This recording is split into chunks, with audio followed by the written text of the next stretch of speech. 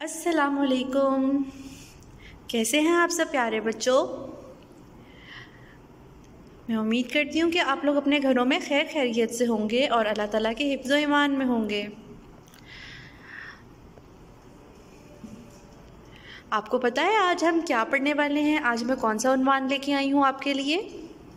आज मैं आपको क्या पढ़ाने वाली हूँ, किसी को पता है कुछ? चलें आज मैं आपको बताती हूँ कि मैं आपको क्या पढ़ाने वाली हूँ।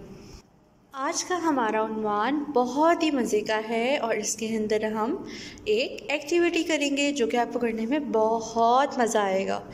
ठीक है, तो इसके लिए ये होगा कि आपने वीडियो को ध्यान से देखना है और फिर समझना है कि टीचर आपको क्या समझाना चाह रही हैं और उसके बाद ये काम खुद करना है। ठीक है, कोशिश करनी है कि अपने मामा बाबा की इसमें अपनी मदद नहीं लेनी और ये काम आपने खुद करना है। ठीक है, तो हमारा उन्वान है नुक्ते लगाएं। आज हम बहुत सारे हरूफ लिखेंगे और उनमें देखेंगे कि कौन से हरूफ पे नुक्ता लगाया जा सकता है और कौन से हरूफ पे नुक्ता नहीं लगाया जाता। ठीक है, इसके अलावा आज हम एक और टॉपिक, एक और उन्वान पढ़ेंगे और वो है हरूफ़े इल्लत। हरूफ़े इल्लत कौन कौन से हरूफ होते हैं और ये क्या होते हैं, ये मैं आपको सब बताऊंगी इस वीडियो में। तो आप लोगों ने बहुत ध्यान से आज का लेसन सुनना है। ठीक है, तो वीडियो स्टार्ट करने से पहले, अपना काम शुरू करने से पहले हम आज की डेट देख लेते हैं, तारीख़ देख लेते हैं। तो आज तारीख़ है 9 अप्रैल 2021, 9 अप्रैल 2021 और आज दिन है जुम्मा। आज कौन सा दिन है? जुम्मा। ठीक है,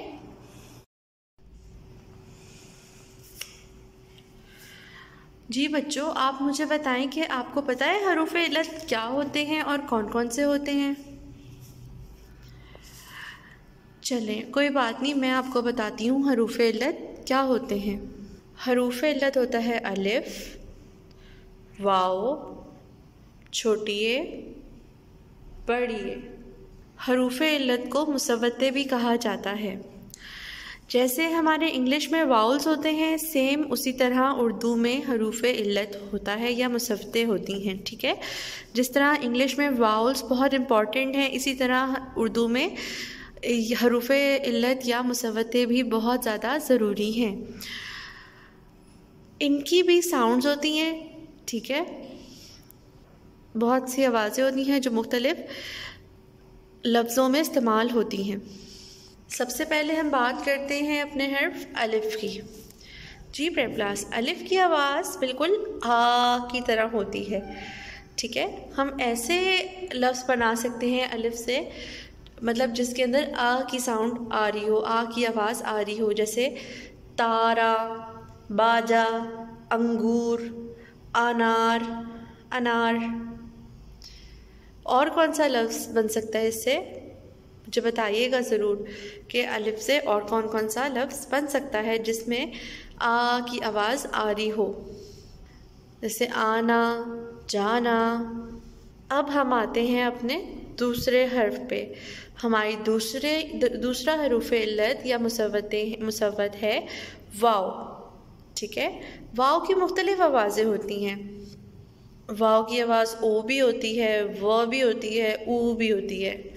ठीक है, जैसे अगर हम बोले चोट, चोट में हम वाव की आवाज़ कौन सी ले रहे हैं? ओ की, चोट, चोट। जी प्रेप्लास, तो हम इसमें वाव की आवाज़ कौन सी ले रहे हैं? ओ की। अगर हम लिखें चोट तो इसमें देखें वाव की आवाज़ आ रही है ओ, चोट। अगर हम ऐसे लफ्ज़ बनाए जिसमें वाव की व साउंड है, जैसे इंग्लिश के लेटर वी की साउंड होती है, वो साउंड है, तो इसमें हो सकती है वर्क, वॉशिंग मशीन।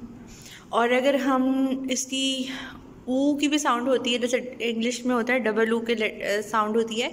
अगर हम लोग इंग्लिश की इसमें देखें उर्दू के लफ्ज़ बनाएं तो उसके अंदर ऊ की आवाज़ आती है, जैसे खुशबू, गुफ्तगू। इस तरह से वाव जो है वो हरूफ़े इल्लत है या मुसव्वत भी इसे कहते हैं।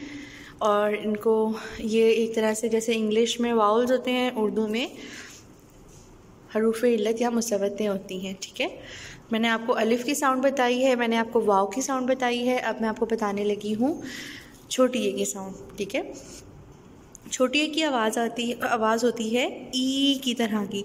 जैसे हम इंग्लिश में लिखते हैं ना डबल ई साउंड होती है, इसी तरह छोटी ए की आवाज़ होती है ई। ठीक है, थोड़ा सा इसको लंबा करके पढ़ते हैं ई। जैसे हम अगर कोई लफ्ज़ बनाएं इससे तो हम बोलते हैं अम्मी, बाजी, चाबी, बकरी बोलते हैं ना हम ऐसे। तो इसमें ई की साउंड जो होती है वो छोटी ए की होती है। ठीक है, अब चलते हैं अपनी अगली हर्फ की तरफ जो कि है बड़ी ए। अच्छा, तो बच्चों बड़ी ए की आवाज़ होती है ए की तरह की। जैसे ए वाई ए इंग्लिश के अंदर होता है, आप आगे चल के पढ़ोगे, साउंड होता है ए वाई ए, यानी कि ए की साउंड होती है इसके अंदर ए। थोड़ा सा इसको लंबा करके पढ़ते हैं ए। जैसे घोड़े, ताले, जाले। ठीक है, इस तरह से हम बड़ी ए की आवाज़ को पढ़ते हैं मुख्तलिफ़ लफ्ज़ों में। तो ये हरूफ़ इल्लत या मुसव्वतें थी जो मैंने आपको बताई हैं, जिसमें अलिफ, वाओ, छोटी ए और बड़ी ए है। जिस तरह इंग्लिश में वाउल्स हर पूरी इंग्लिश अल्फ़ाबेट्स लेटर्स में ज़रूरी होते हैं, ABC में ज़रूरी होते हैं, वर्ड्स मेकिंग में ज़रूरी होते हैं, इसी तरह हरूफ़ इल्लत की जो आवाज़ें मैंने आपको बताई हैं अलिफ, वाओ, छोटी ए, बड़ी ए की, ये भी पूरी हरूफ़ तहज्जी में लफ्ज़ बनाने में, जोड़ तोड़ करने में, हर चीज़ में, जुमले बनाने में बहुत ज़रूरी होती हैं। ठीक है, अगर आपको फिर भी हरूफ़ इल्लत या मुसव्वतें नहीं समझ आई होंगी तो आप मुझे बताइएगा, मैं आपको ये दोबारा भी समझा दूँगी। ठीक है, अच्छा, तो प्रेप क्लास मुझे ये बताएं, ये कौन सा हर्फ है? जी, कौन बताएगा ये कौन सा हर्फ है? ये है अलिफ। क्या अलिफ के ऊपर कोई नुक्ता होता है? नहीं, अलिफ पे कोई नुक्ता नहीं होता, तो हम इसे साइड पे रख देते हैं। अगला हर्फ हमारे पास है अलिफ मद्दा। तो मुझे बताएं अलिफ मद्दा के ऊपर क्या होता है? जी हाँ, अलिफ मद्दा पे होती है मद, इसलिए इसको कहा जाता है अलिफ मद्दा। अलिफ मद्दा। ये कौन सा हर्फ है? शाबाश, ये है बे। बे के नीचे कितने नुक्ते होते हैं? बे के नीचे एक नुक्ता। बे के नीचे कितने नुक्ते होते हैं? बे के नीचे होता है एक नुक्ता। बे के बाद कौन सा हर्फ आता है? बे के बाद आता है पे, और पे के नीचे कितने नुक्ते होते हैं? 3 नुक्ते। पे के नीचे 3 नुक्ते। पे के बाद कौन सा हर्फ आता है? पे के बाद आता है ते, और ते के ऊपर कितने नुक्ते? 2 नुक्ते। ते के ऊपर 2 नुक्ते। और ते के बाद क्या आता है? ते के बाद आता है टे, और टे के ऊपर कोई नुक्ता नहीं होता, बल्कि एक छोटी सी क्या होती है? टोएं होती है, जिसको छोटी सी टोपी भी कहा जाता है। टे के ऊपर छोटी सी टोएं। टे के बाद कौन सा हर्फ आता है? टे के बाद आता है से। टे के बाद आता है से, और से के ऊपर होती हैं 3 नुक्ते। से के ऊपर 3 नुक्ते। जी, से के बाद कौन सा हर्फ आता है? से के बाद आता है जीम, और जीम के पेट में कितने नुक्ते होते हैं? 1 नुक्ता। जीम के पेट में 1 नुक्ता। और जीम के बाद कौन सा हर्फ आता है? कौन मुझे बताएगा? जी हाँ, जीम के बाद आता है चे, और चे के पेट में कितने नुक्ते होते हैं? 3 नुक्ते। चे के पेट में 3 नुक्ते। और चे के बाद आता है हे। आपके ख्याल में हे पे कोई नुक्ता होता है? मेरे ख्याल में तो नहीं होता, आपके ख्याल में होता है? चलो हे को हम ऐसे ही रहने देते हैं, हे पे तो कोई नुक्ता ही नहीं होता। और हे के बाद आता है खे, और खे के ऊपर कितने नुक्ते होते हैं? एक नुक्ता, खे के ऊपर एक नुक्ता। खे के ऊपर, खे के बाद आता है दाल, और दाल के ऊपर भी कोई नुक्ता नहीं होता। और दाल के बाद आता है डाल, और डाल के ऊपर होती है छोटी सी तोएं, या जिसको हम टोपी भी कहते हैं। डाल के ऊपर छोटी सी तोएं। डाल के बाद आता है जाल, और जाल के ऊपर कितने नुक्ते होते हैं? एक नुक्ता। जाल के ऊपर एक नुक्ता। जाल के बाद आता है रे, और क्या रे के ऊपर कोई नुक्ता होता है? जी नहीं, रे पे कोई नुक्ता नहीं होता।